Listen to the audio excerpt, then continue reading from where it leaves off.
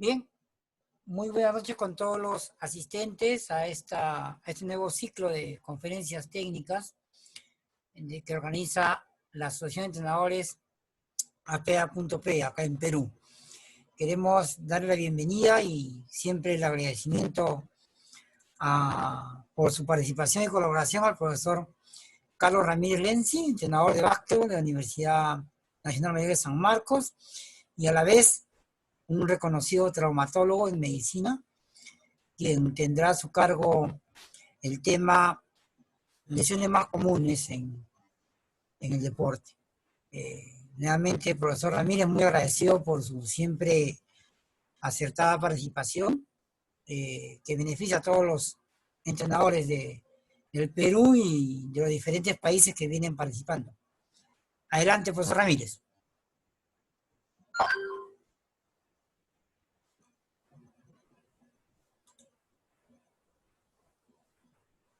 ¿Ahora sí me escuchan? ¿Sí? Ahora sí. Adelante, doctor. Muy buenas noches con todos. Es un gusto tener la oportunidad de participar. No, agradezco a la directiva de apea.p y también felicitarlo por la iniciativa de estarnos dando charlas para tratar de tenernos motivados. Que con la pandemia acá que estamos un poco, pues, ¿no? Fastidiados, ya angustiados, y es otro de los problemas que puede pasar, que está pasando actualmente. Bien, yo voy a hablar de las lesiones más comunes que pueden ocurrir en el básquet. Como ha dicho Guillermo, yo también soy traumatólogo, y entonces, pero la intención de esto es mostrar algunas cosas, pero sobre todo tratar de la experiencia que he tenido, de decírselas y qué es lo que tendrían que hacer como entrenadores. ¿No? Que eso es, creo, lo importante, ¿no? De lesiones de básquetbol hay libros, me imagino que se pueden escribir. Los tipos de lesiones hay infinidad, graves, más graves, menos graves. Es muy amplio. Pero también, como es muy amplio, es muy importante la participación de nosotros como entrenadores en este tipo de lesiones, que van a determinar muchas veces el primer tratamiento, la primera cuestión que se haga va a determinar cuánto tiempo va a estar nuestro jugador afuera, ¿no? Eso yo creo que tenemos que tenerlo muy, muy en cuenta, ¿no? De ahí, por eso mi invocación de que tenemos que ver un poquito más de cerca a nuestros jugadores y tratar de prevenir, que es la medicina, digamos, mejor medicina es la que previene, no la que cura. Porque cuando cura hay cosas que no se pueden curar, como ustedes saben. Pero si prevenimos eso, sí lo vamos a poder, podríamos por lo menos disminuir el daño. Bien, ¿podría compartir pantalla, por favor? Por supuesto, profesor. Está como coanfitrión. Ah, ya.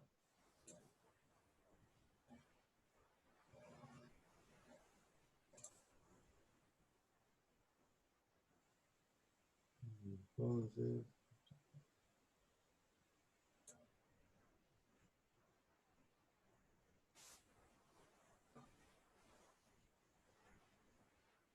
Ahí se está conectando. Ya. ¿Listo?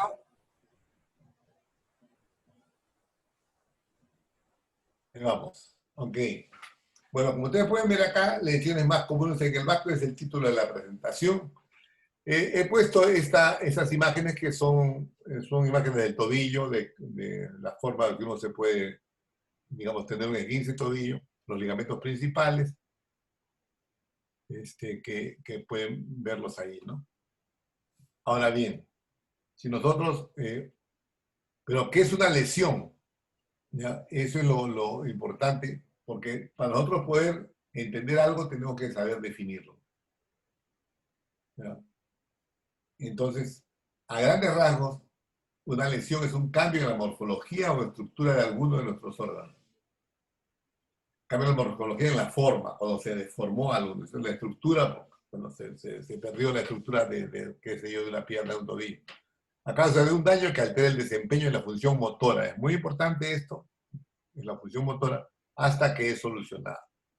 Esa es una definición de esto. Hay muchas lesiones. Por ejemplo, he querido hacer ¿no? Vemos, y no me funciona ¿por qué no funciona el mouse? ¿Ah? No sé. Bueno. Acá. En la primera de la izquierda podemos decir, es una luxofractura de un dedo, que es muy común entre los basquetbolistas. La segunda, la del centro, es una fractura de la parte anterior de la tibia y vemos ahí el cartílago de crecimiento. Esta es una fractura de un adolescente, que ellos hacen este tipo de fracturas, ¿no? A la derecha vemos una imagen de la misma lesión en una tomografía. Y abajo, a la derecha, abajo a la derecha tenemos cómo quedó después de la operación que se pusieron 2 tornillos. Pueden ver ahí con más claridad que está el cartílago de crecimiento.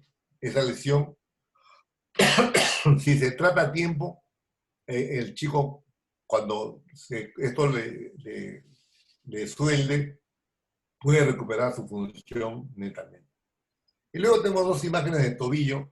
Uno como acá recién, el primero, eso que está rojo en el tobillo, en la imagen de la izquierda. Entonces, eso significa que se rompió un ligamento. Es muy importante, si está morado, se rompió algo. Y para que nos entendamos un poquito más, tenemos luego en el esguince de tobillo, en la figura del centro abajo, una imagen de un ligamento normal, de un ligamento grado 1, grado 2 y el grado 3 que está roto completamente. Hago esto porque sobre cada uno de estos casos uno puede hacer una conferencia, ¿no? De lesiones de la mano, de la rodilla, del tobillo, etc. ¿no? Pero no es el objetivo de esta charla.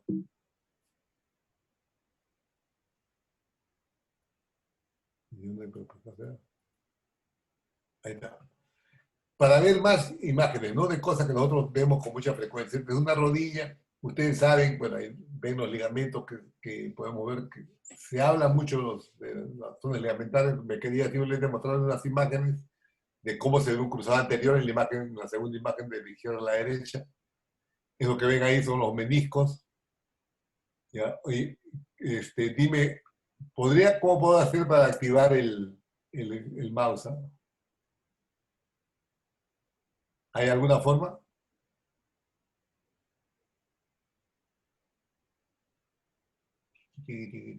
No, no hay. Bueno, ya. ¿Me estás escuchando o no? Sí, doctor, ¿Aló? sí lo escuchamos, doctor. Ya. Oye, ¿hay alguna forma de activar el mouse? Debe ser de ese equipo, profesor, porque usted está como coanfitrión, tiene todas las funciones que puede desarrollar. De repente, si lo desenchufa y vuelve a conectar el mouse, No, es inalámbrico. por eso, el inalámbrico tiene un USB que está conectado a la máquina también. No, no, no. Esto viene ya. Espera, no.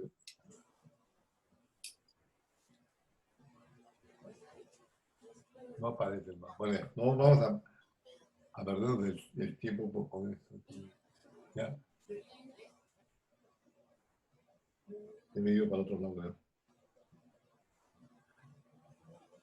¿No? Ya. Bien. Bueno, entonces, luego, por ejemplo, la imagen del pie, que está en la tercera imagen, de izquierda a derecha, es un esguince severo del quinto dedo del pie. Pues está morado, está rojo, y es una secuencia, habría que ver una radiografía para saber eso. Donde está la figura que está con la pelota es una lesión muy común, ¿no? Es una lesión muy común de un martillo, se llama, ¿no? Que puede ocurrir por ese simple toque ahí de la pelota en una posición en determinado ángulo y se lesionan ahí. La figura del centro es lo que veíamos, lo que les dije anteriormente, la podemos ver mejor. Los desgarros microscópicos del grado 1, un desgarro parcial que es de grado 2, un desgarro total que es una ruptura total de un ligamento. Eso es lo que ustedes puedan entender cuando se supone que el médico le da el diagnóstico, ¿no es cierto? Ahora, en la figura donde se ve la zapatilla que está tocando una rodilla, el lado externo de una rodilla, generalmente va a producir una ruptura del ligamento lateral interno, del menisco y del ligamento cruzado anterior. Y lo que quería yo hacer notar es que, ¿cómo se llama? Y eso no lo puedo mover, pucha madre. La figura, la última figura de la derecha, vean lo complejo que es un dedo. ¿Ya? ¿Y esto por qué lo digo?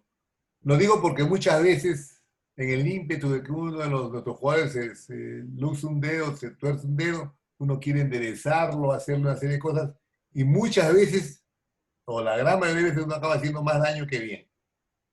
¿Ya? Y los dedos son fundamentales para los futbolistas. Entonces, si ustedes miran la cantidad de ligamentos y cosas que hay y que están interrelacionadas entre sí, en la mano no hay un músculo que funcione solito, son en conjunto.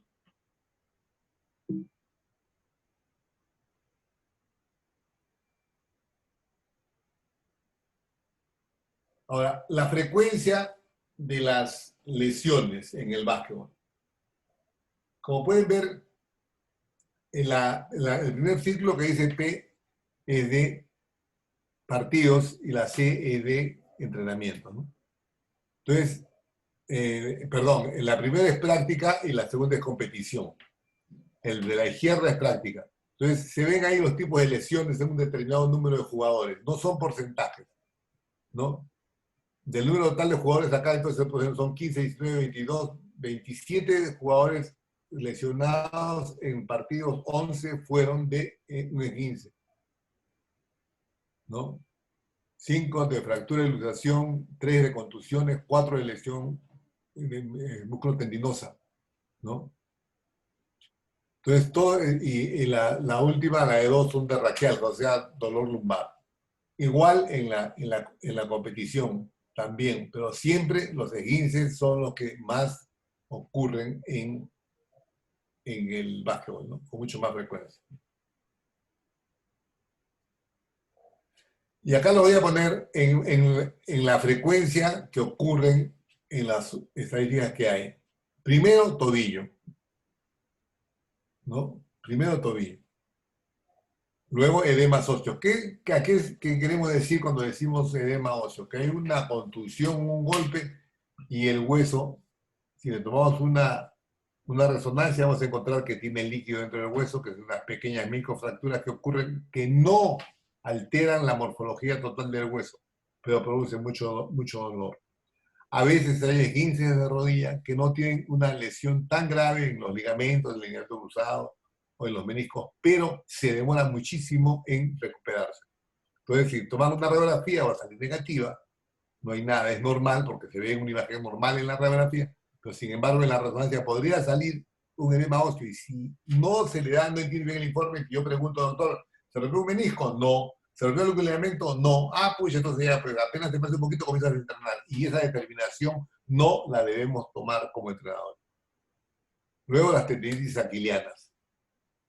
La tendinitis aquiliana es una cosa que se puede hacer con mucha frecuencia crónica. Hay que tener muchísimo cuidado con esto. ¿Ya? En la rodilla, por supuesto, una de las cosas que más tememos nosotros como entrenadores, y yo como traumatólogo también, como un deportista, porque muchas veces equivale a que se retire el jugador. ¿Por qué?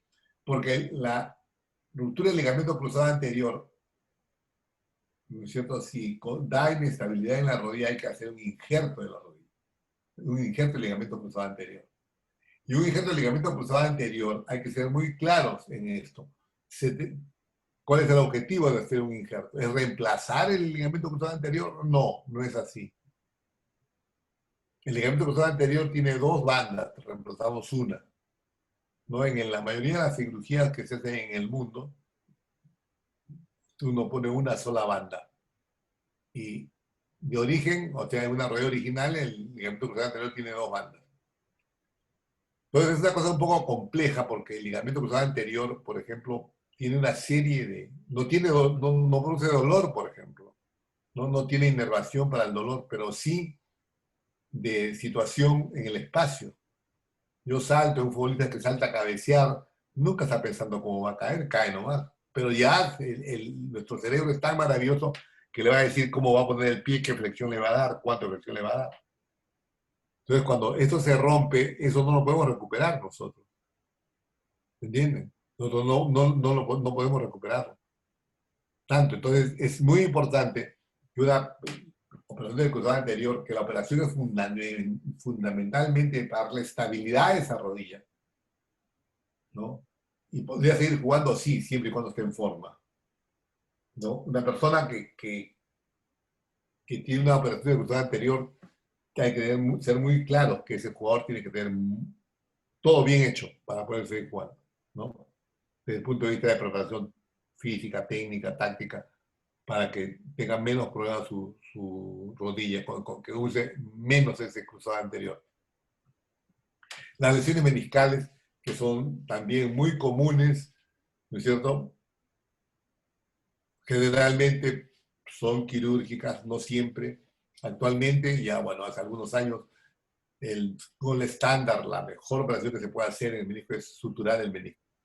Pero también es cierto que todos los meniscos, todas las lesiones meniscales no son suturables, no todas se tienen que suturar, no todas se pueden suturar, perdón, ¿no? Algunas no se pueden, por la forma en que están hechas, ¿no? Como están. Entonces, sí, eso también puede, cuando uno sutura un menisco pone un pequeño, la sutura se hace a través de un hilo que puede ser absorbible y un mecanismo inerte, que es como un arrocito que está en el borde del menisco, pero a veces se puede salir, sí, y hace como un cuerpo extraño en la rodilla. Son complicaciones. Todo lo que hacemos los médicos pueden tener complicaciones. La otra, la tendinopatía rotuliana. Realmente yo le daría muchísima atención y ustedes como entrenadores más. Un dolor en la rodilla que le pasa al muchacho cuando comienza, calienta, juega y ya no le duele. Y termina de jugar, salta, brinca y hace todo y no le duele. Pero cuando acaba el partido, después de una media hora, una hora, le duele la rodilla muchísimo. Entonces, esto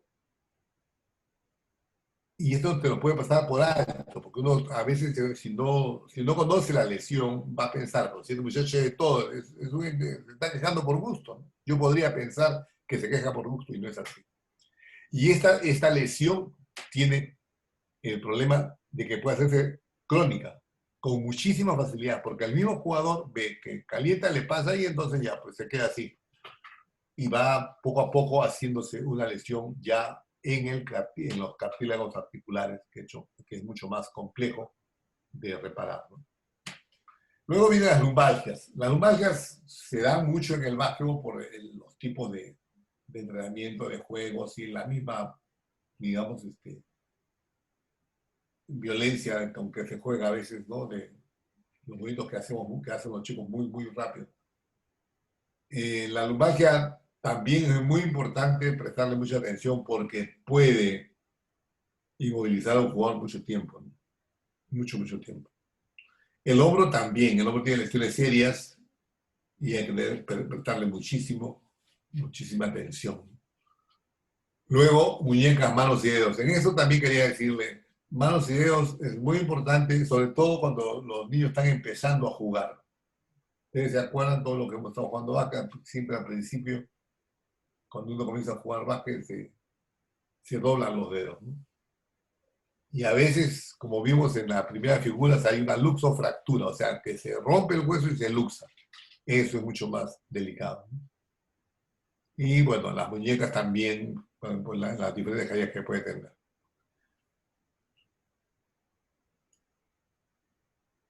Esto para enseñarles otra vez, bueno, acá está más claro el ligamento cruzado anterior, el posterior, los meniscos y los ligamentos laterales que tenemos ahí. Todos se pueden lesionar. Esto es como se ve en la figura de la derecha, cómo está roto el cruzado anterior. El cruzado anterior no se puede coser. Ahí lo único que queda es hacer un injerto. Esto es lo que decía yo de la tendinitis rotuliana. Esa que es muy común en basquetbolistas, en voleibolistas que tienen este problema. Y ¿saben por qué es? Porque no estiran bien. Por eso. Entonces, podemos ver en la figura de la derecha está la rótula y está bajito de la rótula ese dolor allí, está muy inflamado. Usted le puede dar pastillas o el muchacho puede tomar pastillas, le cambia el dolor, pero sigue la lesión. Ningún antiinflamatorio cura esto, ¿no? En la figura de la izquierda pueden ver más claramente la zona que está en roja, es la zona de esa tendinitis rotuliana, creo que es muy común. Luego los meniscos. Entonces, por ejemplo, en la figura de la izquierda, de la derecha, perdón, está el menisco y tiene una que se llama zona roja, zona blanca. A propósito que yo les decía, de lo que yo les decía, las lesiones en la zona roja se pueden suturar. Si uno sutura el menisco y el menisco pega, porque en la zona roja tiene muchas probabilidades de pegar, entonces el menisco casi queda igual como antes de romperse. Es lo mejor que puede ocurrirle a cualquier jugador que se lesione el menisco, que sea en la zona roja y que pueda suturar.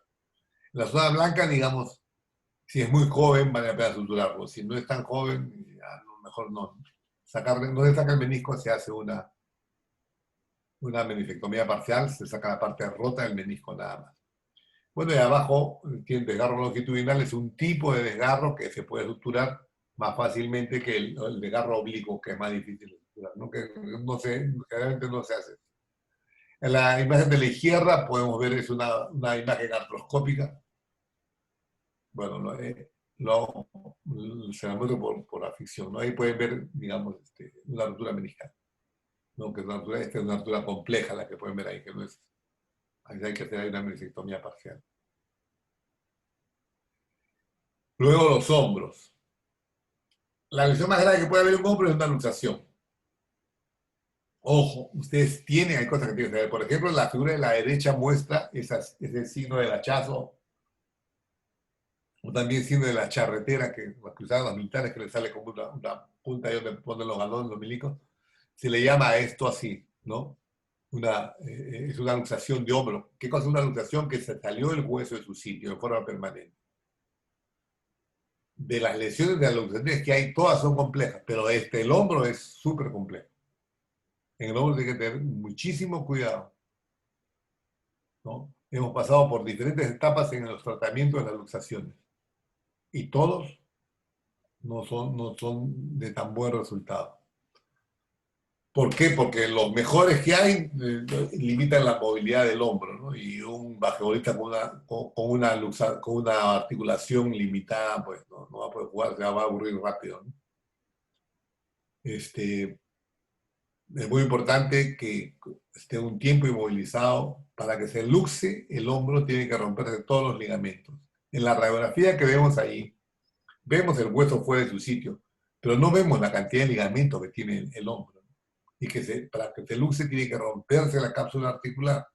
¿Qué es la cápsula articular? Es como, digamos, como una bolsa plástica gruesa que une el húmero con la escápula. Eso se rompe, se luxa y uno tiene que volver a poner en su sitio. Y esta cápsula tiene la mala costumbre de no pegar, de no quedar con la misma tensión. Todos los que se luxan el hombro menos de 20 años tienen más de 85% de posibilidades de seguirse luxando, es decir, de hacer una luxación recidivante, que muchas veces acaba en cirugía. Entonces, es muy importante, porque a veces uno puede decir, le pongo el hombro en su sitio y que siga jugando, nada, porque puede jugar, puede volver a salir, pero eso digamos, compromete el futuro del jugador, y sobre todo de la articulación del jugador. Ustedes ven esa figura que está con una flecha negra allí en el hombro de su jugador después de una caída, después de cualquier cosa, mejor al toque. No hagan nada más que llevarlo inmediatamente a que lo atiendan. Y esto es lo que decía yo, la figura, una radiografía de la izquierda es una luxofractura, se salió de su sitio y tiene una fractura además, ¿no? Y lo de la derecha es una luxación. Que eso es lo que le decía yo, hay que tener mucho cuidado en reducirla. Si no es alguien que maneje eso, es mejor que lo vean, porque es muy diferente, por ejemplo, reducir, o sea, poner en su sitio la figura de la derecha que la de la izquierda. Porque si de la izquierda yo lo intento reducir, no lo hago como sin ver una radiografía, puedo meterle el fragmento en la articulación y lo único que va a quedar es operado.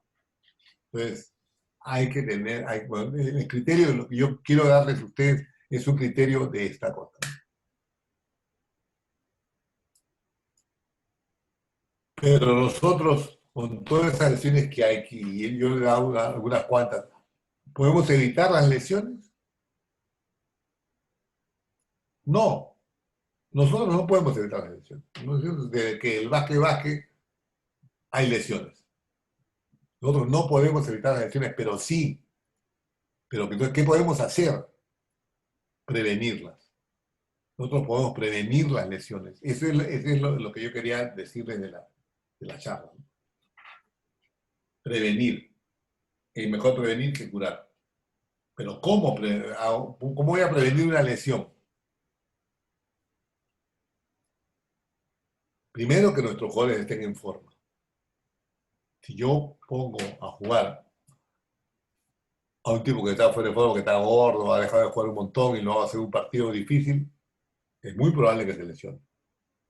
Por eso decía yo que los atletas que están en forma se lesionan menos frecuentemente, y cuando lo hacen se recuperan en menor tiempo. Eso es cierto, ¿ya? No solamente si el jugador está en forma, es con eso con las lesiones, inclusive si se resfría, sus resfríos en tiempos normales sin pandemia también le duran menos.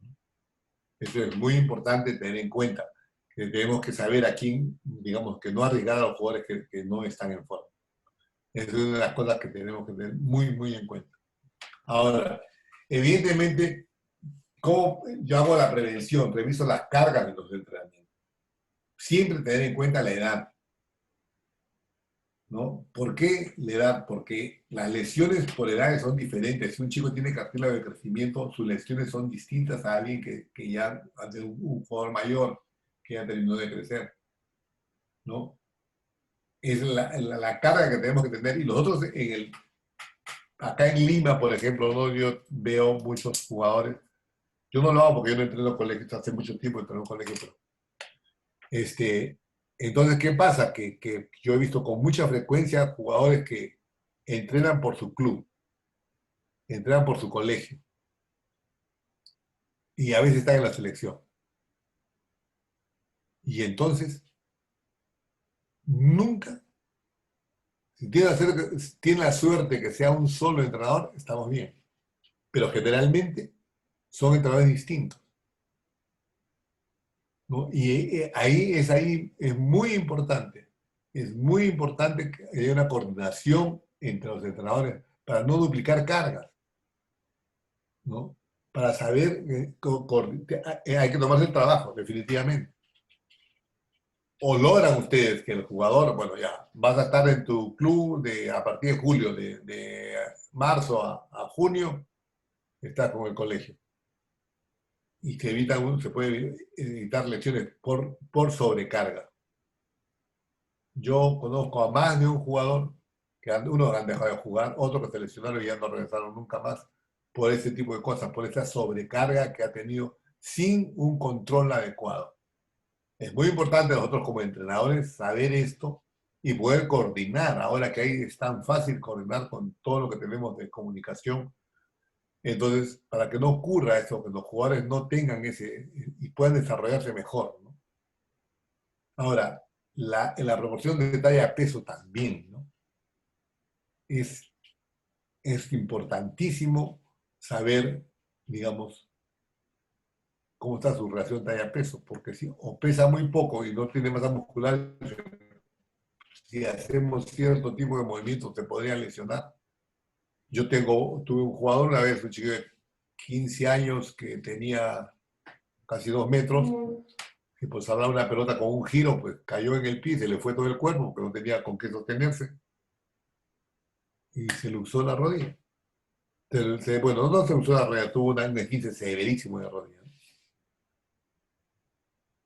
Entonces, es importante tener en cuenta el número total de entrenamientos y partidos a la semana. O sea, sean con el equipo que ustedes dirigen o con nosotros que dirigen. Y tenemos que hacer nosotros como entrenadores todo lo posible por coordinar este tipo de desgaste de nuestros jugadores. Y ahora yo quería hablar de esto, de los estiramientos. ¿Son realmente importantes? ¿Qué ustedes piensan de eso? ¿Qué piensan realmente de esto? ¿Cuán importantes son los estiramientos? ¿Para qué sirven los estiramientos? ¿Y por qué les digo esto? Porque como entrenador recibo yo jugadores que vienen de algunos colegios ¿no? o de provincias. En San Marcos tenemos esa posibilidad. Como médico atiendo muchísimos de los jugadores que inclusive ustedes me envían y entonces puedo ver, ¿no? Que los chicos no estiran. ¿Pero por qué no estiran, muchachos? A mí también me pasa como entrenador. Porque ellos no conocen la importancia del estiramiento, ¿no? Y entonces si el joven, no conoce en la importancia del estiramiento, no sabe para qué sirve, no estira. Muchas veces nosotros decimos, ya va a estirar, y yo me volteo para hacer cualquier otra actividad, y los chicos hacen que estiran. No sé, esto es muy importante que lo tengamos. ¿Por qué? Porque la parte más importante del calentamiento, según los que más saben de esta cosa, es el stretching, estiramiento. ¿Por qué se llama calentamiento? Porque calienta. ¿Qué es lo que pasa? Si nosotros estamos sentados en reposo, como estoy yo ahora, como pueden estar ustedes sentados, vamos a suponer que ustedes tienen 10 litros de sangre, que todos tenemos 10 litros de sangre. Si yo me corto los brazos desde los hombros, me corto miembros inferiores desde la ingle, y pudiese exprimir esto en una lata, ahí tendría 3 litros de sangre. Y en la cabeza y en el tronco tengo 7 litros. Entonces, el calentamiento consiste en cambiar esa proporción, ¿no? Tener mucho más sangre en los miembros superiores e inferiores, ¿no? Y menos en la zona del estómago. toda la parte del tronco. Y entonces, realmente, ¿por qué la calentamos? Porque le ponemos sangre que está a 137 grados. Esa es la razón de eso. Entonces, el músculo se nutre de la sangre, como todo nuestro cuerpo. Entonces, si no tiene mucha cantidad de sangre, lo sometemos a un esfuerzo, y muchas veces esfuerzo máximo, piques repentinos. La mayoría de lesiones en nuestro país ocurren en los primeros 10 minutos del partido, en los primeros 5 minutos del partido. Porque pica el muchacho y listo, ahí quedó. ¿No? Entonces, por eso es la importancia. Entonces, yo creo que es lo que tenemos que hacer es decirle a los chicos para qué sirve el estiramiento.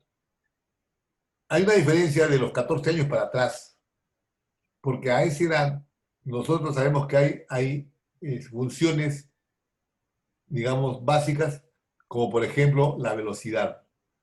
La velocidad, uno puede aumentar su velocidad, ¿no? Como un carro que llega a 120 lo puedo poner llegar que llegue a 140, ¿no es cierto? Si tiene menos de 14 años. Porque ahí se puede desarrollar velocidad. Después ya no, después uno se pone en forma. Nosotros los que estamos acá todavía tenemos más de 14 años, todos simplemente nos ponemos en forma. Pero nuestra velocidad siempre va a ser, digamos, 120 kilómetros por hora. No puede ir más allá. Es diferente en un chico menor que sí puede desarrollar su velocidad.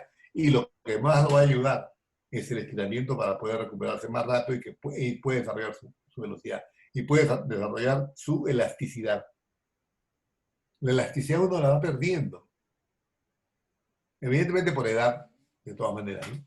Pero esto es, si ustedes agarran, tiene un muchacho que se estiraba muy bien antes, y me pasa a mí, me ha pasado a mí, y de repente tiene 22 años y ya no se puede estirar. Insistimos con él, trabaja, y vuelve a recuperar la elasticidad que tenía antes. No salvo que tenga una lesión de otro tipo, ¿no? Pero sí se puede hacer. Entonces, desde mi punto de vista, yo diría que es vital que los chicos conozcan para qué sirve el estiramiento. ¿Ya? Y de esa manera, entonces, que ellos se acostumbren a estirar. Es agarrar una costumbre como lavarse bien los dientes. Voy a entrenar, ¿verdad? Voy a estirar. Y estirar, si ustedes logran que ellos se estiren sin ustedes le digan nada, ya le hicimos. Ya estamos haciéndolo bien. Esos chicos van a rendir más. De las lesiones que le hablé, la lesión del tendón rotuliano, el jumper knee, la rodilla del saltador, la tendinitis rotuliana, se cura con dos cosas.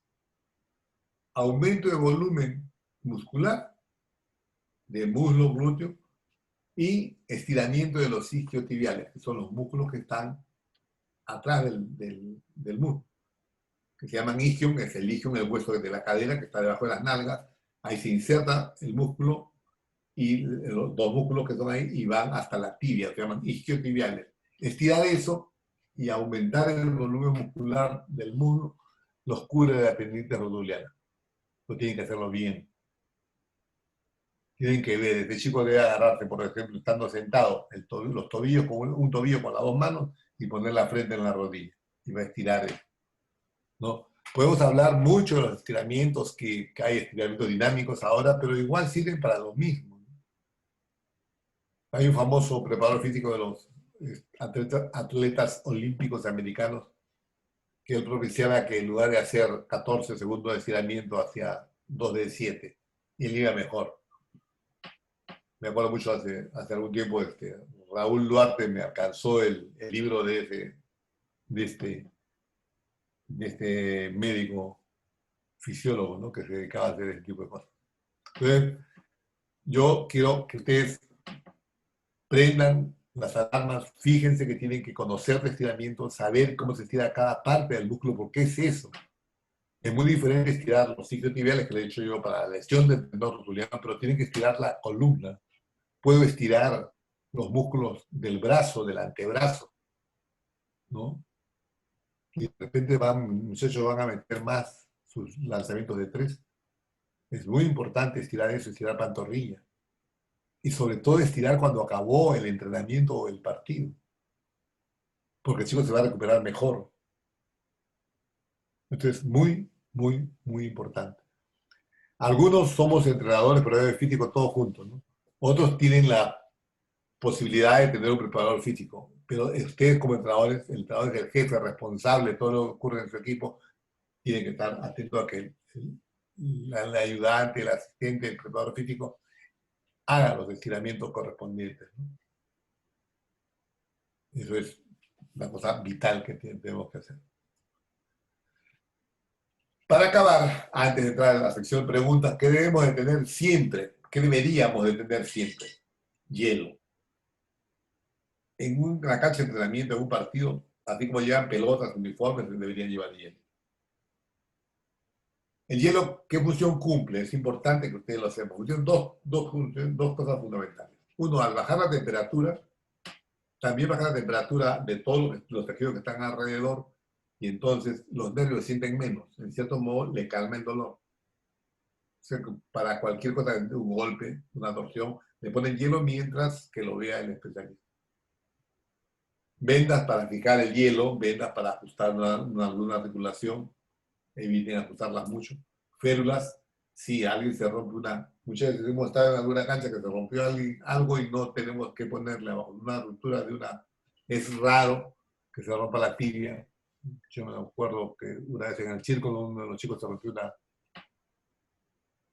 la tibia, el peroné y no había que ponerle, porque se necesita tener una férula, o sea, que es una cosa dura que se puede poner debajo del miembro afectado para que no se mueva y ser trasladado, ¿no? Pues ahora hay férulas inflables, ¿no? Pero yo creo que tenemos que tratar de proveer todas esas cosas. Gasas, si hay y desinfectante, si hubiese una caída con un raspetón, hacerlo inmediatamente, agua y jabón y después desinfectarlo y que llevarlo a que se curar. Y saber saber a dónde dirigirse cuando sea necesario. Eso es muy importante. Puede pasar, mejor es saber exactamente por dónde van a ir al sitio y dónde van a atenderlo a su jugador. En esos momentos, acuérdense, siempre lo van a mirar a ustedes, ¿no? Bien. Eso es lo que yo tenía y podemos pasar a la sección preguntas. Y ahora dejo de compartir. Lo peor que no puedo dejar de compartir porque no me funciona mi mouse. ¿Cómo hago alguien me puede sacar de acá para entrar? Sí, pero sí, doctor, no se preocupe, ya está. Bien, vamos a pasar, antes que nada agradeciendo al doctor Carlos Ramírez por la disertación. Y vamos a iniciar el bloque de preguntas con nuestro amigo Jorge Campbell. Por favor, si puedes activar tu micro. Pues Pero el problema es que tienes que saber cómo hago para salirme de acá. Ahora sí, ya está afuera, doctor. Sí, ya estoy afuera. Sí, ya tenemos. Buenas noches con todos. ¿Me escuchan? Así Sí. es. ¿Qué tal, Carlos? Un abrazo. Jorge Hola, Campbell. Jorge. ¿Qué tal? Un abrazo, un saludo a Gorosito, a Guillermo. Aprovechar para todos que se cuiden mucho. Mi pregunta va referida a las condiciones que tienen algunos niños, como la hiperelasticidad y la enfermedad de Gott-Latter, que es una inflamación. Exactamente. O sea, yo he sido uno de los que he tenido esa enfermedad de niño hasta los 13 años, 14 años, y nadie, o sea, ninguno de los doctores que me vio antes de eso pudo detectar ese tema, y era un tema hasta que cuando iba a misa y me arrodillaba, era muy doloroso. Sí.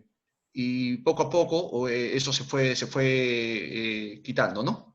Pero hay que saber, como para la enseñanza, hay que saber detectar estas condiciones, saber, por lo menos tener una lectura, un conocimiento previo de las enfermedades, de las condiciones que pueden tener los niños, para poder hablar con los padres, ¿no? Y también nosotros llevar un mejor entrenamiento. Claro. Sí, la enfermedad de Gott-Latter es una osteocondritis de la tuberosidad anterior de la tibia, se llama así. ¿Ya? Entonces, ¿qué es lo que pasa? Que los niños tienen cartílago de crecimiento. Este es un cartílago de crecimiento que se inflama. y entonces crece. Y como crece, duele y se pone caliente. Tiene varias etapas. ¿Ya? A veces se pone tan doloroso y le crece como un cacho en esa parte y inutiliza al jugador. Sí es importante que los entrenadores y los padres sepan que eso le puede ocurrir a su hijo. Es muy notorio en un jugador, pero realmente alguien que no juegue básquet o que no haga un niño que no haga deporte también lo puede presentar. ¿Ya? Eso es así. Evidentemente lo notamos más y es importante aquí saber que cuando se cura, como dijo muy bien Coqui, cuando termine de crecer. Ahí ya se soldó el control de crecimiento y ya, se acabó. Entonces, pero el problema es que a veces quedan con la rodilla deformada, le sale como una punta ahí. Hay gente hasta mayor que ustedes pueden ver que tiene una punta en la rodilla. Algunas veces pueden seguir jugando, otras veces no, ¿no? Y eso es muy importante que los chicos sepan. A este respecto, por supuesto, algunas veces, ¿cuál es el tratamiento? No hay ningún tratamiento específico, porque lo peor es darle un antiinflamatorio o un analgésico al chico, ¿no? Hay que darlo si va a estar en reposo. Pero si yo le doy un tratamiento para que no le vaya a doler, entonces lo único que voy a hacer yo es agravar el asunto porque el chico se va a esforzar, porque no le duele mucho y si va a irritar más. Cuando le falta el efecto de la pastilla, ya le duele mucho. Ahora bien, hay que tener muy en cuenta sus estiramientos de estos niños porque van a hacer contractura porque para con la rodilla semidoblada sin darse cuenta muchas veces. Entonces que haga un buen estiramiento. Que se ponga hielo después de cada entrenamiento.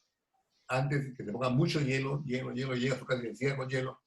Y que sí, decirle que muchas veces si duele mucho no va a jugar o no va a entrenar.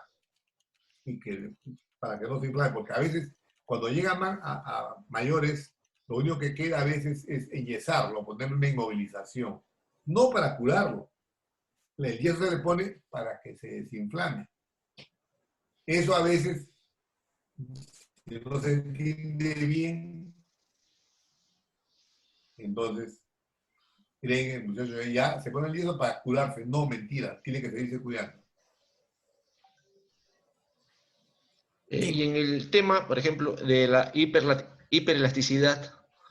Ya, la hiperelasticidad es una alteración, digamos, una cosa ligada a los genes, ¿no? Hay dos tipos, una patológica, que es el tipo que se puede poner la pierna acá al costado y se hace un nudo y otra cosa, que están para los circos. Los otros, muchas veces, sí, hay unos niños que son más laxos que otros. Ellos hay que tener muy en cuenta, no les va a pasar mayormente nada si están entrenados, ¿no? Pero y van perdiendo esa elasticidad, la van perdiendo poco a poco. Muchas veces dicen ahí que no puede hacer tal o cual cosa porque es hiperelástico. Si está entrenado, si está bien entrenadito desde el punto de vista de reacción y toda esa cosa para que él, mejor dicho, ¿cómo es un niño? Un niño da una orden y su cuerpo a eso no lo obedece, porque es la vía que manda la orden, digamos, yo agarro algo caliente, entonces agarro y siento caliente y me manda una orden al cerebro y mi cerebro hace una respuesta rapidísima. Pero eso en los niños a veces, como se está formando, no tienen una buena conducción, se ve alterada por eso. Entonces, si nosotros la educamos, ¿no es cierto?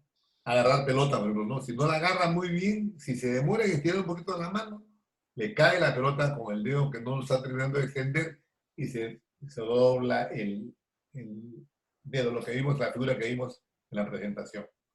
Eso mismo pasa en un hiperelástico, ¿no? Que si nosotros lo entrenamos bien, entonces no va a tener mayores problemas. Salvo que sea patológico, y eso lo tiene que determinar el médico que lo vea. Salvo que, porque si es patológico, sí podría tener problemas de cadera. Pero generalmente la mayoría que va normalmente al colegio, que juega básquet, no es patológico, no es patológico. Gracias. ¿Alguna otra pregunta? Sí, claro. Vamos a De pedir, por nada. favor, vamos a pedir a nuestro amigo Marlon Mandros para que reactive su micro, por favor, y pueda formular su pregunta, que lo ha puesto en el chat. Marlon, ¿Qué adelante. tal? Buenas noches. Bueno, Carlos, buenas noches. ¿Qué tal todo? ¿Qué tal? ¿Cómo estás?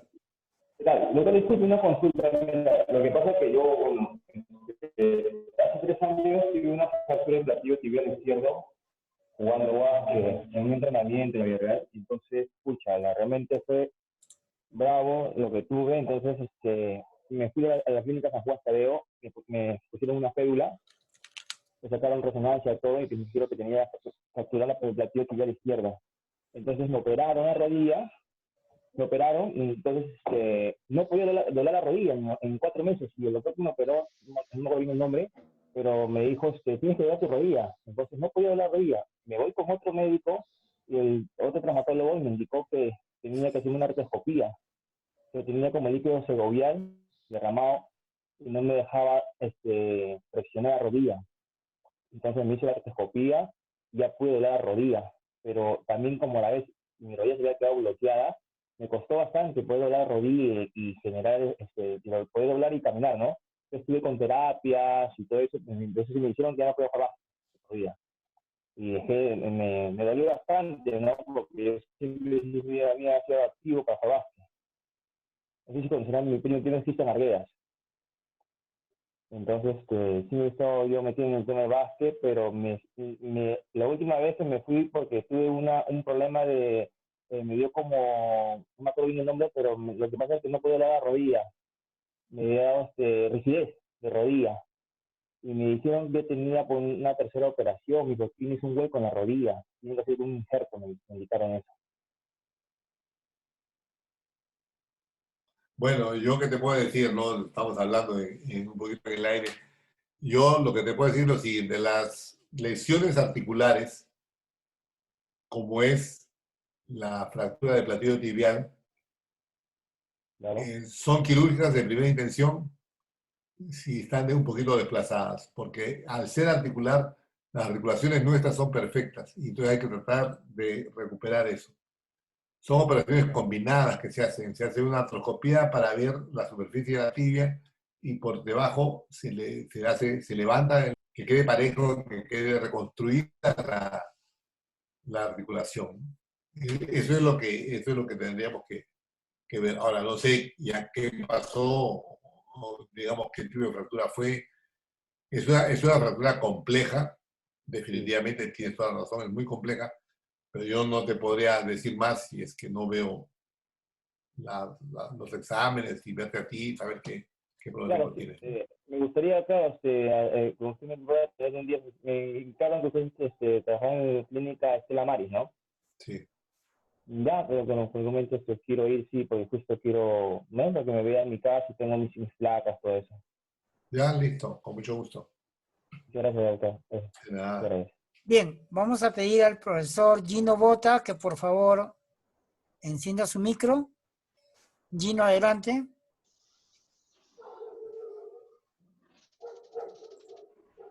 Hola, Carlos. Gino Bota Loyola, ¿cómo estás? Carlos Ramírez Lenzi, doctor, mi maestro y guía, buenas noches.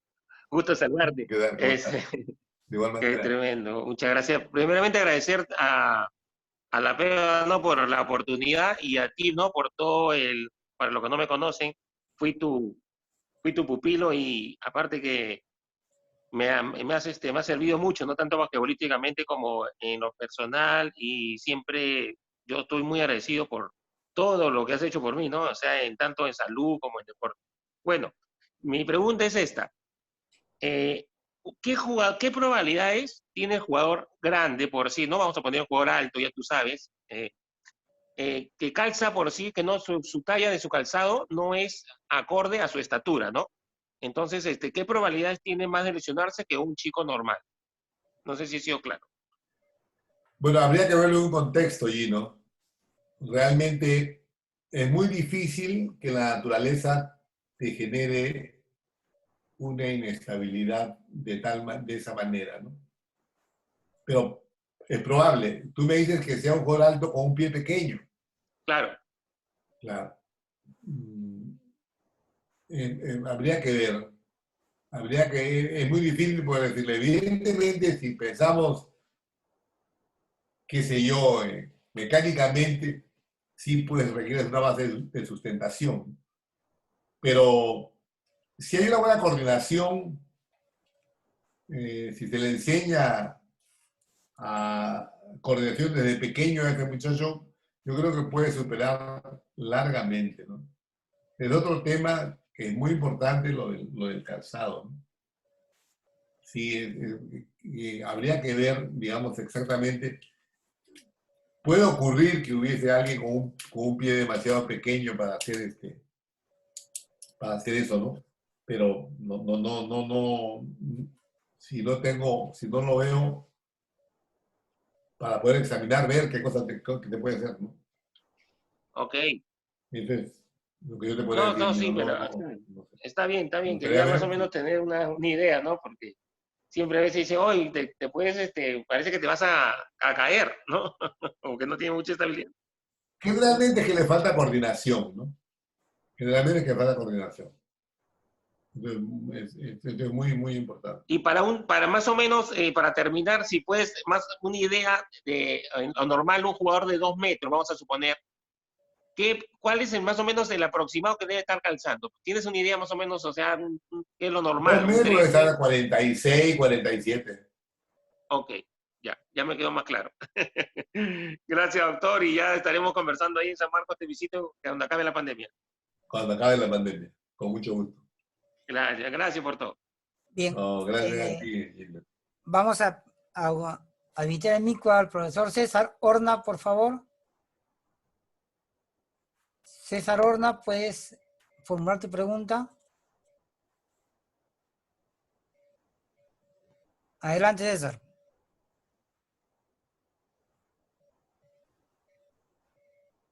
César. Bien.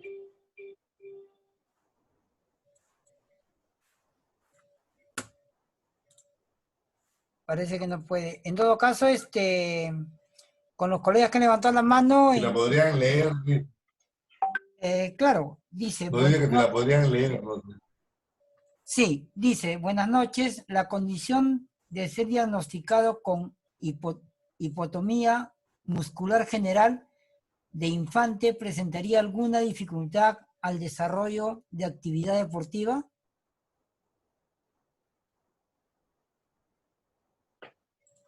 Sí podría ser, depende de la intensidad de la hipotonía, de la causa de la hipotonía. No, porque hay chicos hipotónicos que después se recuperan, ¿no? Y hay otros que no, depende de la gravedad de la lesión y del origen. ¿Por qué es hipotónico? Entonces, la hipotonía tiene una serie en el sistema nervioso de niveles, ¿no? De dónde es la lesión. A veces cuando el chico crece y se mieliniza, ¿qué cosa quiere decir esto? Que los nervios de los humanos cuando nacen no tienen mielina, no tienen tanta mielina. Y conforme vamos desarrollando, se va, digamos, como un cable de cobre que se va llenando de mielina, como un cable que se va cubriendo del plástico que tienen los cables de luz. Entonces, cuando se termine eso, hay una mejor conducción. Por eso es que el niñito es un poco, digamos, no coordina bien, ¿no? Porque no puede coordinar, no tiene con qué coordinar. Por eso es que los estudios neurológicos dicen pues que el ser humano alcanza su madurez a partir de los 24 años. Antes no, porque ya no crece de los 17 años, 18 años, ya no crece nada a lo largo. Pero su cerebro sí va a crecer. Y eso lo vemos, si lo podemos analizar, nosotros acá, por ejemplo, los escolares nos hacemos jugar 4 cuartos, o sea, de 10, o jugamos 20-20. Ellos juegan más, juegan 32, 32. ¿Por qué? Porque el desarrollo de los chicos, de la gente, de los niños hasta 16 años, 15 años, se demora más, entonces le dan más tiempo para que puedan armar las jugadas. Es una cosa que es así, hasta las universidades no tienen el mismo tiempo que los mayores. Y eso por una cuestión neurológica. Y una cuestión de aprendizaje. Para que vean ustedes las diferencias que tienen. Acá hay minibajes que lo quieren hacer, no se puede hacer. Es una cuestión de neurología. Bien, el profesor Manuel Tábara, por favor, puede activar su micro. Profesor Manuel Tábara, de Piura. Muchas gracias, profesor Guillermo. Doctor Carlos, buenas noches. Buenas noches. Te saluda Manuel Tábara de Piura, Perú. Agradecido de Dios. Hola. ¿Cómo está? Gusto conocerlo. Agradecido por conocerlo en esta oportunidad a través de esta charla y agradecido por la tremenda charla que nos ha dado usted, porque amplía nuestro conocimiento, porque el conocimiento de nosotros solamente no es el enseñar, sino también va de la mano con la medicina en cualquier circunstancia que se pueda presentar, ya que nosotros queremos tener al niño o al jugador en óptimas condiciones, ¿no? Y aparte de ello, nuestra tarea es trabajar con niños, con jóvenes y con personas adultas también a veces se presentan. Mi pregunta es para el lado de las personas adultas. Una persona que tenga derramamiento de líquido en su rodilla y que tenga un quiste, ¿cuál es el tratamiento? Y mi segunda pregunta es, usted sabe cuando la persona tiene un reto de salud, en este caso estamos enfocando las lesiones, siempre recurrimos a veces a las medicinas de farmacia y también recurrimos al consumo de productos naturales, productos de redes. Bajo su óptica, ¿cuál es su recomendación? Porque realmente estos productos de redes y naturales son respaldados por una investigación científica no de unos años, sino de muchos años. Y además de ellos están respaldados por grandes testimonios que se ven, que se escuchan. Entonces la persona que tiene un reto de salud, pues a veces los consume. Bajo su experiencia, ¿no? Dentro de su carrera, de años que tiene usted como médico, ¿cuál es su opinión sobre el consumo de estos productos naturales? Muchas gracias. Bueno, yo creo que la primera pregunta que me haces tú es acerca de una rodilla que tiene derrame de líquido. Y o un sea, quiste. es un aumento de volumen de la rodilla. Eso lo que significa es que hay un aumento del líquido intraarticular. Y puede ser por muchísimas razones, desde una ruptura de menisco hasta una sinovitis, un desgarro de un tendón, todas esas cosas. Una artrosis. Y una artrosis pueden producir todas esas cosas. Todo eso puede producir un derrame sinovial. Entonces, ¿qué cosa es? Es bien difícil. No te puedo dar un tratamiento porque el aumento de volumen de la rodilla, mal llamado derrame sinovial, porque no se sale, ¿no? Si está ahí, se hincha porque hay más líquido de lo que había normalmente. Entonces, hay que ver la causa. Eso es un síntoma, es un signo, es una consecuencia de. Entonces, tiene una artrosis, como consecuencia de la artrosis por la inflamación que produce, hay un aumento de líquido sinovial. O de una ruptura meniscal. A partir de eso se produce una mayor cantidad de líquido sinovial y eso hace un derrame. Con respecto a lo otro de los productos... ¿Y el quiste, doctor? ¿Qué quiste? Hay muchos quistes. El quiste es... Tú me dices el quiste como si yo te dijera un botón. ¿Qué color de botón es? ¿Blanco, negro, rojo, azul? ¿De qué tamaño es? ¿No? Eso es más difícil poder explicar.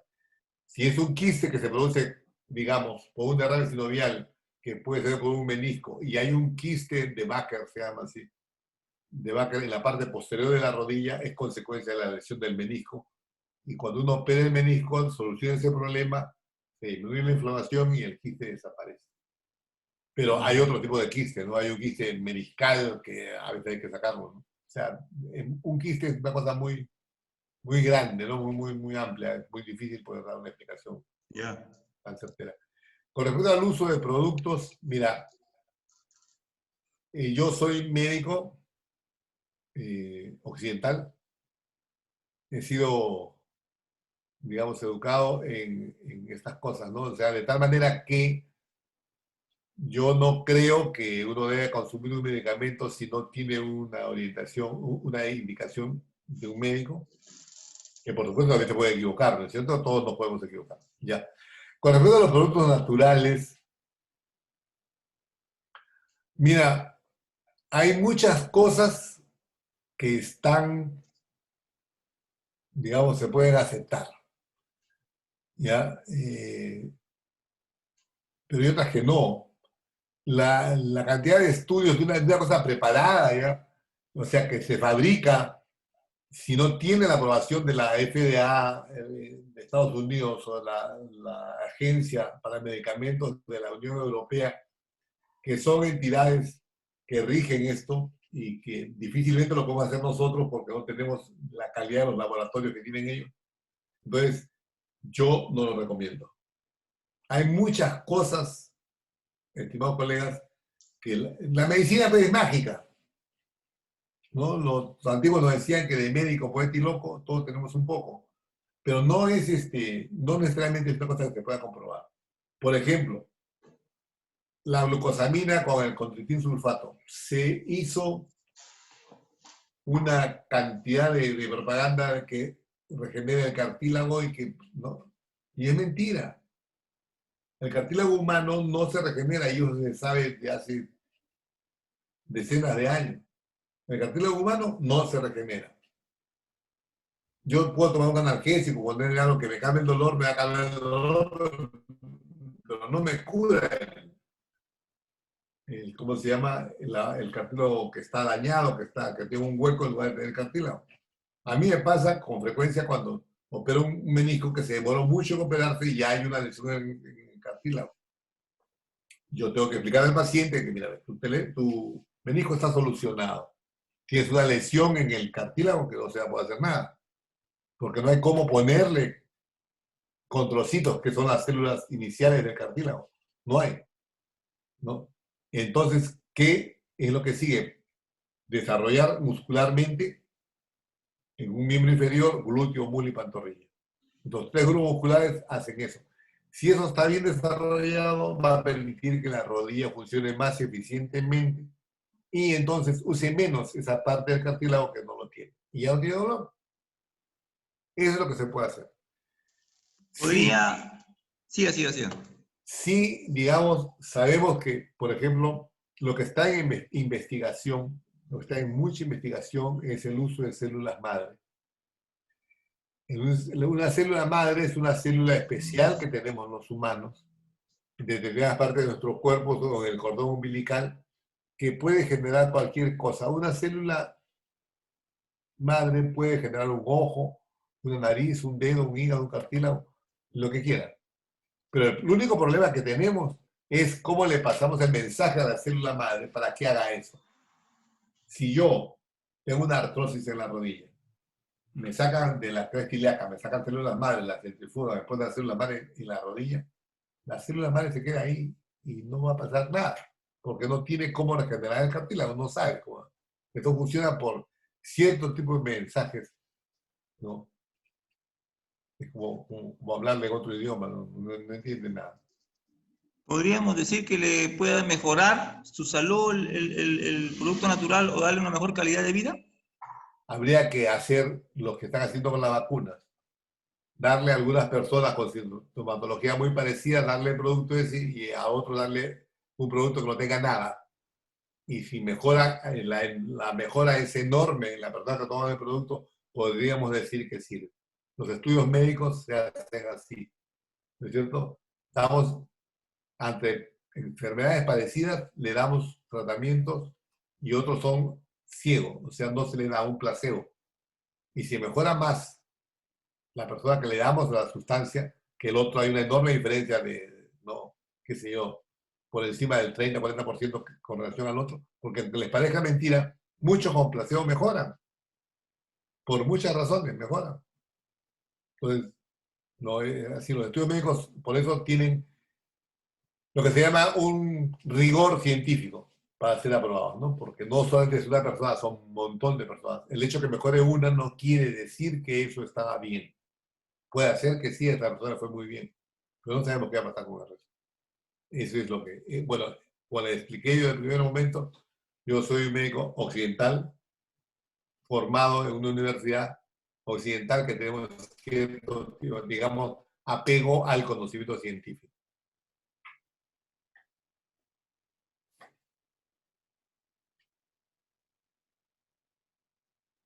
Ok. ¿No hay ninguna pregunta más? Sí, el profesor Franklin Trejo, por favor, puede habilitar su micro. Buenas noches. Hola. Buenas noches, profesor. Buenas noches, colegas. Mis respetos y admiración, doctor Carlos Ramírez. Muchas gracias. Quisiera, por favor, que usted nos explique o pueda comentarnos. Nosotros los entrenadores vemos en las marchas de los chicos, cuando entrenan, cuando deambulan, cuando corren, problemas en el pie plano, pie cóncavo. Lo que ocurre cuando no se trata, ¿no? Que le afecta a las rodillas, creo que también le afecta a los hombros. El uso de plantillas, ¿no? Quisiera que nos comente, por favor, Ya. el tema. Gracias, doctor. No, qué buena Que Dios lo cuide y que siga compartiendo su gran sabiduría con todos nosotros. Con mucho gusto. Gracias. Escúcheme. Bueno, principio número 1. Cuando un basquetbolista, bueno, todos los basquetbolistas tendrían que empezar a vestirse o a cuidarse de abajo para arriba. Es mejor tener, exagerando un poco, muy buenas medias. Ya no importa que el calzoncillo sea usado. Porque lo que le va a servir, si con un dedo lesionado se une en la mano, se pone un esparadrapo y puede jugar. Le sale un muñero y se le infecta un muñero y el muchacho no va a jugar. Empezamos por los pies, siempre. Es importante, y esto es lo que quería decir, de hecho aprovecho la pregunta, que es muy importante que hagan todo lo posible, sobre todo los que trabajan con gente, sobre todo porque creo que todos, pero sobre todo que trabajan con gente muy joven, que tengan un examen médico previo. ¿Ya? ¿Por qué? Porque, por ejemplo, los niños son niños, pero él quiere jugar como juega su amiguito, como juega otro amiguito, y él no puede hacerlo porque tiene un problema en el pie, tiene un pie plano que no le permite correr. Entonces se va a frustrar ese niño. ¿Entiendes? Entonces, por eso es importante primero un examen médico.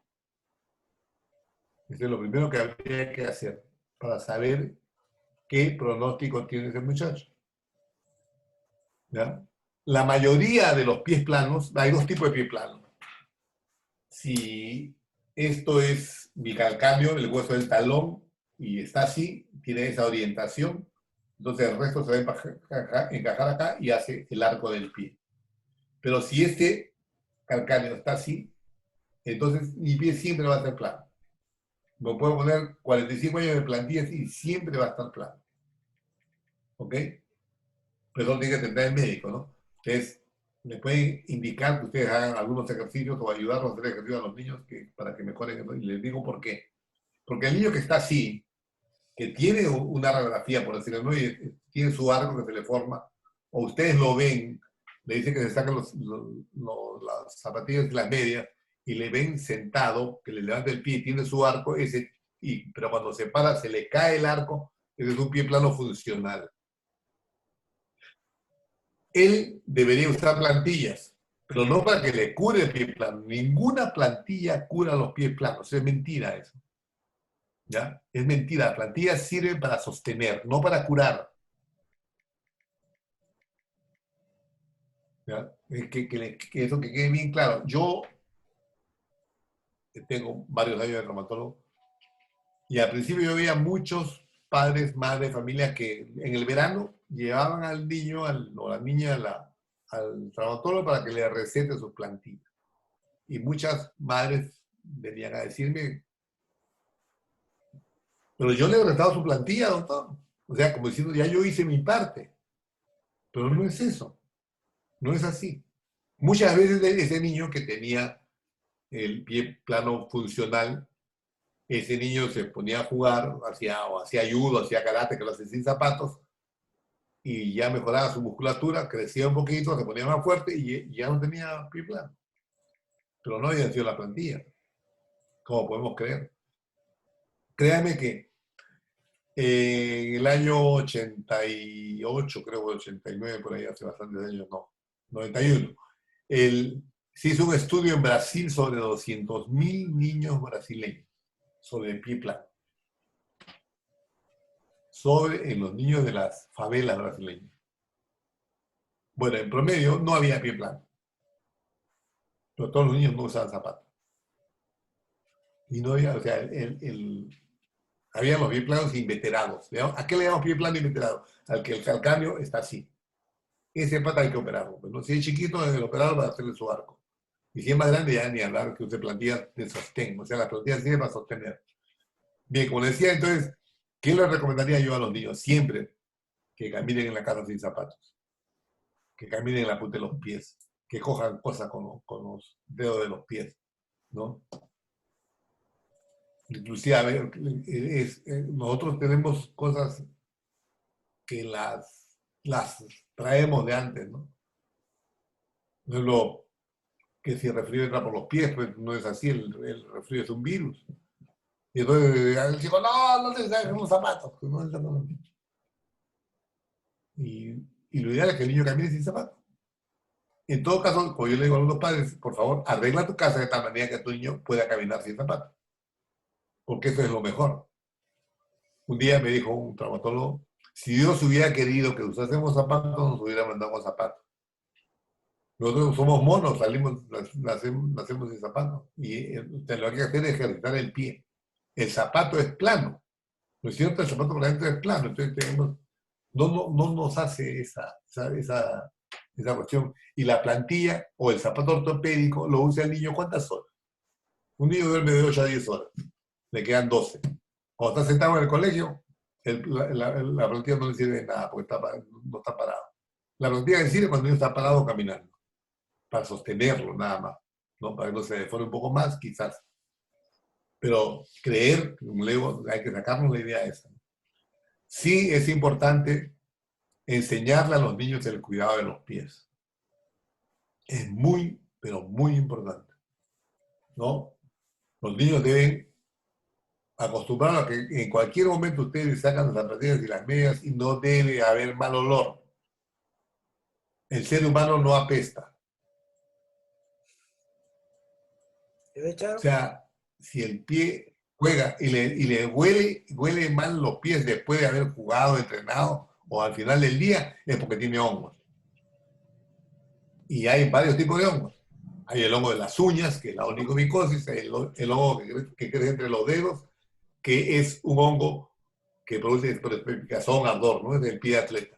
Y hay otro hongo que en el borde del pie tiene otro color y no produce ninguna picazón. Lo único que produce ese hongo es el mal olor. Entonces, ¿por qué? Porque los niños a veces, cuando están en la necesidad, nadie lo ve, pues todos tenemos que trabajar y el niño se va al colegio, no se seca bien los pies. Debería haber una toalla para que se sequen los pies. Hay que aconsejar esas cosas, ¿no? A secarse bien los pies. Lo ideal es que, si ustedes, miren, este un estudio también, los niños, a un niño entre los 10 y los 14, 15 años, le pusieron unas medias especiales que absorbían todo el agua, que los niños sudan mucho. Entonces, al final del día tenían 250 centímetros cúbicos de agua cada uno en cada pie. O sea, está húmedo. ¿Y dónde crecen los hongos? En la humedad. Evidentemente que desarrollan hongos. Por eso el niño llega a jugar, de sacarse una media, ponerse otra media, jugar, entrenar, lo que sea, termina de sacar esa media y ponerse otra. O ponerse sandalias y se va a su casa. No siempre se puede hacer eso, pero es ideal hacerlo. Un niño debe llevar su cuaderno al colegio y un par de medias para cambiar la media una vez en el colegio. Después de varias horas, cambiar la media. Para que tenga el pie seco. Y entonces no tiene posibilidades de hongos. Eso es muy importante. Los hongos pueden, a veces no pasa nada, solamente huele mal, pero a veces se puede infectar. Y entonces, desde el punto de vista deportivo, podemos perder a un jugador porque simplemente está con el pie infectado por un hongo. Entonces, pies secos, no hay hongos. Pies ejercitados, va a disminuir el número de pie plano. No sé si contesté tu pregunta. Bien, vamos a dar el pase ahora al profesor José Martínez para que... Profesor José, por favor.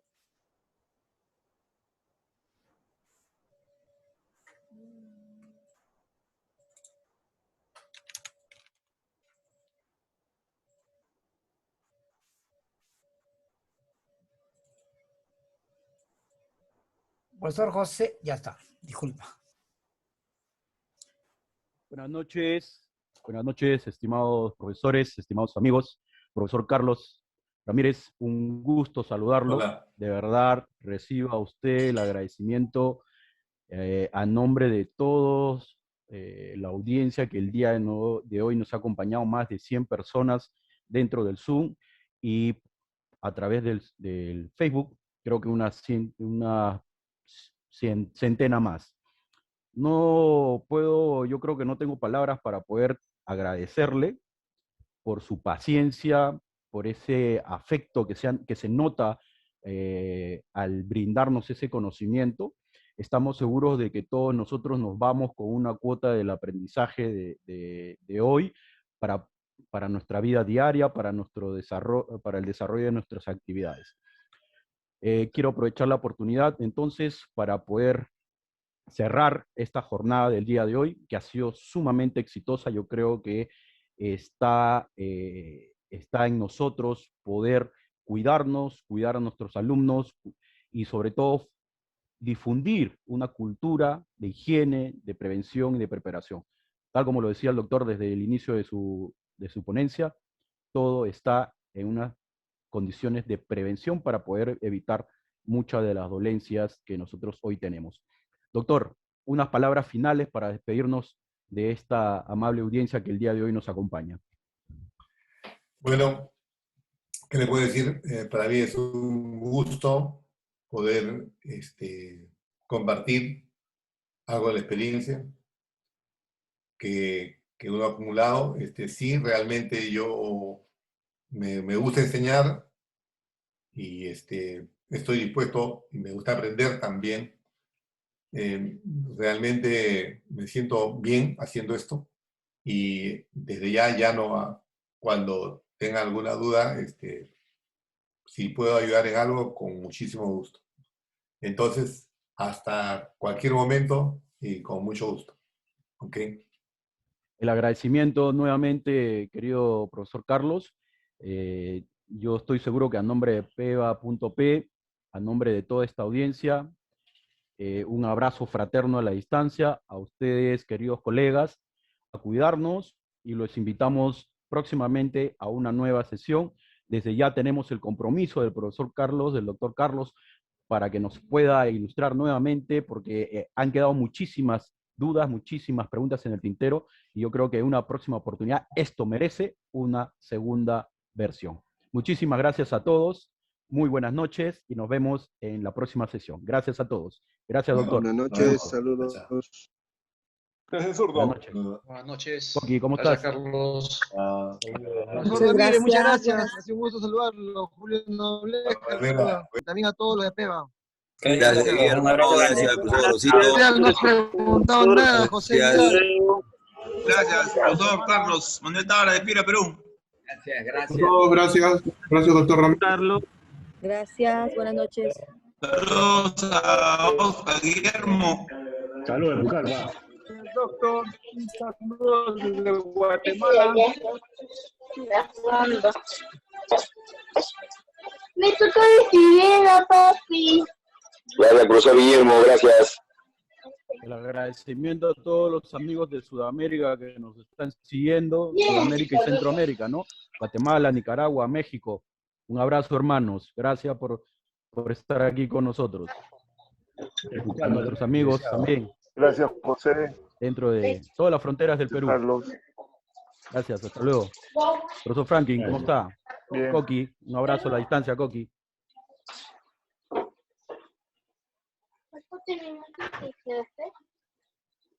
Cuídense todos, cuídense. Hasta pronto.